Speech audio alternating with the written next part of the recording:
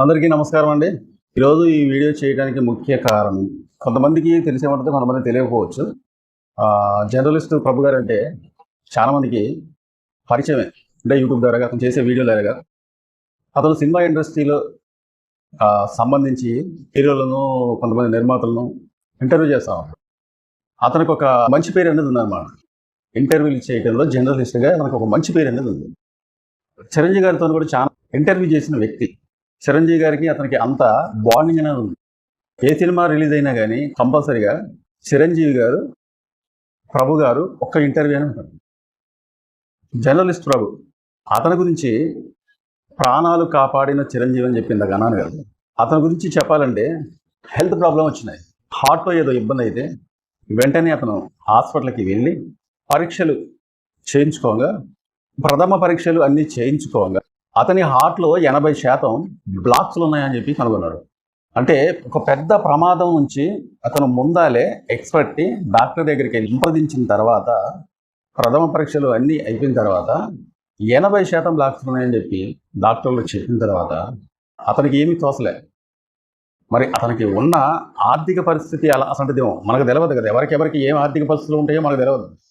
ఆ టైంలో కేవలం ఒక చిరంజీవి గారు గుర్తొచ్చారు. వెంటనే ఆయన చిరంజీవి గారిని సంప్రదించి చెప్పిన తర్వాత వెంటనే ప్రభు నీకేం కాదు నేనున్నాను చెప్పి అతనికి ఎంబటే జాయిన్ చేసి ప్రభు గారిని ఆరోగ్యపరంగా సేవ్ చేశారు చిరంజీవి గారు. అది ఈ మధ్యలో జరిగింది.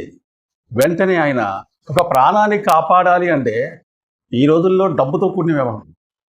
అది హార్ట్లో వచ్చిన ప్రాబ్లంని సాల్వ్ చేయాలంటే వెంటనే స్పందించి ప్రభు గారిని హాస్పిటల్లో జాయిన్ చేసి డాక్టర్లతో మాట్లాడి, దానికి సంబంధించిన స్పెషలిస్టులతోని డాక్టర్లతో మాట్లాడి, అటు చిరంజీవి గారు షూటింగ్లో ఉన్నా కానీ గంటకి డాక్టర్లకు ఫోన్ చేసి ఆయన ఆరోగ్యం గురించి తెలుసుకుంటూ, అలాగే ప్రభు గారికి ఫోన్ చేసి ఆరోగ్యం గురించి తెలుసుకుంటూ, వాళ్ళ బంధువులకు ఫోన్ చేసి వాళ్ళతో మాట్లాడుతూ, అంటే ఒక సొంత మన బంధువుని మనం ఏ విధంగా అయితే చూసుకుంటామో ఒక జర్నలిస్ట్ ప్రభు గారిని ఆ విధంగా చూసి అతనుకున్న హార్ట్లో ఉన్న ప్రాబ్లంని వైద్యం చేపించి ఈ రోజున అతన్ని మళ్ళీ జీవించే విధంగా వైద్యం చేయించి, ఇప్పుడు డిశ్చార్జ్ అయిపోయిందని తెలిసింది, జీవించే విధంగా ప్రాణం పోశారు చిరంజీవి గారు.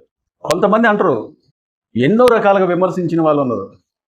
ఎవరికి కూడా సాయం చేయరు, బ్లడ్ అమ్ముకున్నాడు, కరోనా టైంలో కూడా ఎవరికి సాయం చేయలేదు అని చెప్పి కొంతమంది నీచ నికృష్ట సూచమైన నోరుతోని నీచంగా మాట్లాడే వాళ్ళు చాలామంది ఉన్నారు.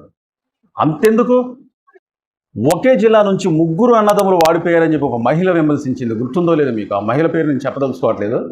ఆ మహిళ విమర్శించింది చిరంజీవి గారు. అయితే మహిళ నీచంగా విమర్శించినా కానీ ఇప్పటికీ ఆమె నోరు ఇప్పితే చిరంజీవి గారి ఫ్యామిలీ గురించి, పవన్ కళ్యాణ్ గురించి, నాగేంద్రబాబు గురించి, వాళ్ళ ఫ్యామిలీ గురించి ఏనాడు కూడా మంచి చెప్పలేదు. నీచ నికృష్టుగా మాట్లాడిన మహిళ అతను ఇంటికి పిలిపించుకొని పట్టు చీరలు చారులు పెట్టి పంపించారు. అంత గొప్పగా ఆలోచించే వ్యక్తిత్వం గల మనిషి. శత్రువును కూడా ప్రేమిస్తున్నారు. ఈ రోజున ప్రభు గారు, సార్ నాకు ఇలాగ అయింది, నాకు గుండెలో ప్రాబ్లం వచ్చింది, కొద్దిగా వైద్యానికి మీరు ఏమైనా సహాయం చేస్తారా సార్ అంటే వెంటనే స్పందించి అతను షూటింగ్లో ఉన్న డాక్టర్స్తో మాట్లాడి ఎంత ఖర్చు అయ్యిందో అనేది పక్కన పడేయండి, ఎంత ఖర్చు అయినా పెట్టుకోగలరు,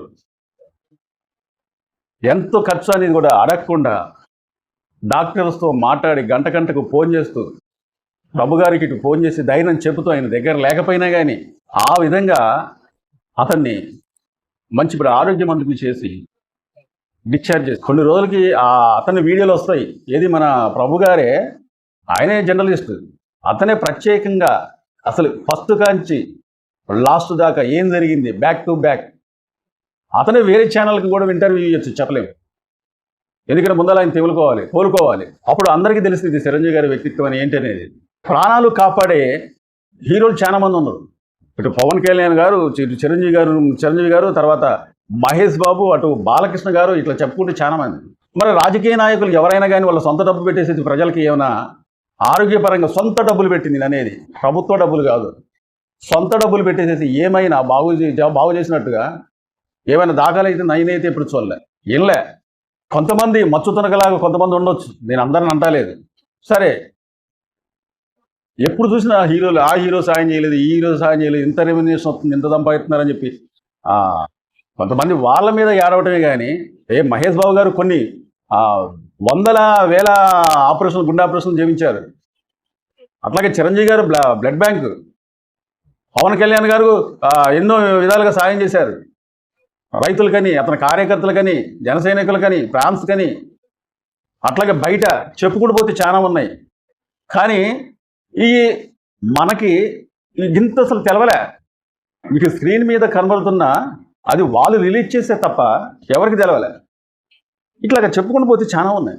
నీచ నికృష్టమైన పదాలతోని, బూతుల పదాలతోని చిరంజీవి ఫ్యామిలీని విమర్శించే, చిరంజీవి ఫ్యామిలీ కాదండి, ఇప్పుడు హీరోలు సంపాదిస్తున్నారు, హీరోలు ఏం సాయం చేయట్లేదని అంటున్నారు కదా. అసలు మరి సంపాదించే వాళ్ళల్లో చాలా మంది ఉన్నారు. అలాగే డైరెక్టర్లు, పెద్ద పెద్ద డైరెక్టర్లు పదుల సంఖ్యల కోట్లలో తీసుకునే డైరెక్టర్లు ఉన్నారు. అలాగే నిర్మాతలు ఎంతమంది లేరు? మరి వాళ్ళని ఎందుకు అడగలేము మనం? ఇప్పుడు చూడు, వీళ్ళు ఒకరు దొరికారు హీరోలు, వాళ్ళు కూడా వాళ్ళ వంతు సాయం చేస్తూనే ఉంటారు. కొంతమంది హీరోలు, వాళ్ళ పేర్లు నేను చెప్పను, అస్సలు వాళ్ళు ఏ ఒక్క రూపాయి కూడా ఏనాడు కూడా సాయం చేసినట్టు లేదు. అందరు కాదు, కొంతమంది.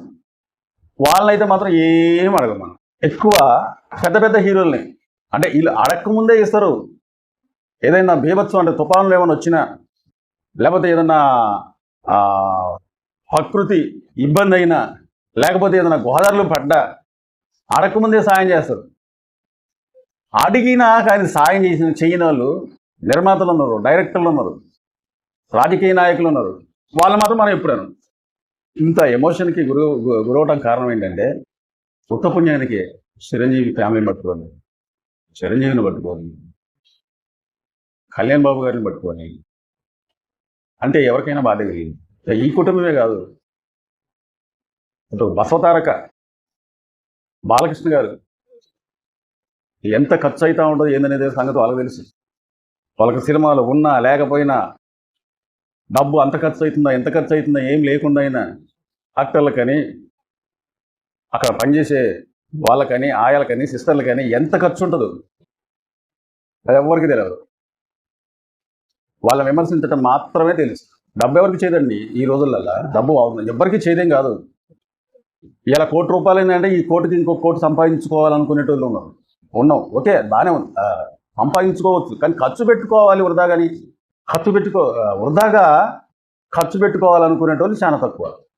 ఈ రోజున రూపాయికి రూపాయి సంపాదించుకోవాలనుకునేటోళ్ళు చాలా మంది. డబ్బు ఎవరికి ఇచ్చేది కాదు. కానీ వాళ్ళు సాయం చేయలేదు, వీళ్ళు సాయం చేయలేదు, వాళ్ళు సాయం చేశారని ఏం చెప్పుకోరు. మనకు తెలియకుండా చాలా దొరుకుతూనే ఉంటాయి. సాయం ఎవరైతే చెయ్యరో, డబ్బు ఉండి కూడా వాళ్ళని అడగాల, వాళ్ళని అనాల. అడిగే హక్కు ఉంది. రాజకీయ నాయకులు ఓటేసి నీ ఇంటికి వచ్చి అడిగి నన్ను గెలిపిస్తే నీకు ఇది చేస్తా, అది చేస్తా అనేవాళ్ళు. మరి సొంత డబ్బులు ఏనాడైనా పెట్టుకున్నారా ప్రజలకి? చాలా మంది, కొంతమంది పెట్టుకున్న వాళ్ళు ఉంటారు, కానీ పెట్టుకునే వాళ్ళు కూడా చాలా మంది ఉన్నారు. ఎప్పుడు చూసినా చిరంజీవి గారు అది చేయలేదు, ఇది చేయలేదు, బాలకృష్ణ గారు అది చేయలేదు, ఇది చేయలేదు, మహేష్ బాబు గారు అది చేయలేదు, ఇది చేయలేదు.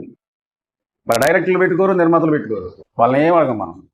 అసలు వారికి ఈ వీడియో సమాధానంగా నిలిచిద్దని చెప్పేసి ఈ వీడియో చేశాను నేను. ఇలాంటి మంచి మంచి వీడియోలు వస్తూ ఉంటాయి. మా వీడియో కోసం మళ్ళీ ఎదురు చూడండి. నమస్తే.